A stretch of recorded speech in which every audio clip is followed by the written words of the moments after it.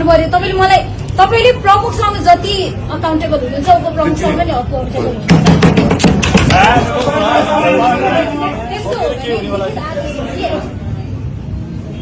मलाई चाहिँ लिखित आदेश छ होइन। तपाईँले यहाँ यति धेरै जनप्रतिनिधि साथीहरू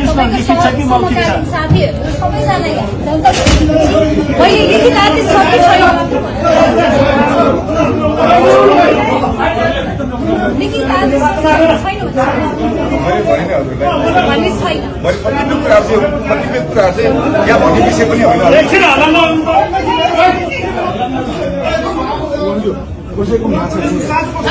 आदेश दिने हो भने लिखित आदेश हुनु पर्यो कि त मौखिक आदेश हो भने पनि आफू आएर भन्नुपर्छ होला।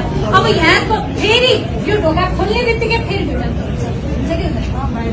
अब त्यो भिडन्त फेरि बनाउने कि नबनाउने? भिडन्त नगर्ने हो भने त व्यवस्थापन त गर्नु पर्यो। अब त्यो व्यवस्थापन गर्नको लागि मैले तपाईँलाई उपप्रमुखको हिसाबले यहाँ निर्देशन दिइसके व्यवस्थापन गर्नु भनेर अझै तपाईँले त्यही कुरामा स्ट्रिक हुनुहुन्छ भने प्रमुखले अगाडि आउनु पनि सबैलाई जवाब दिनु पर्यो।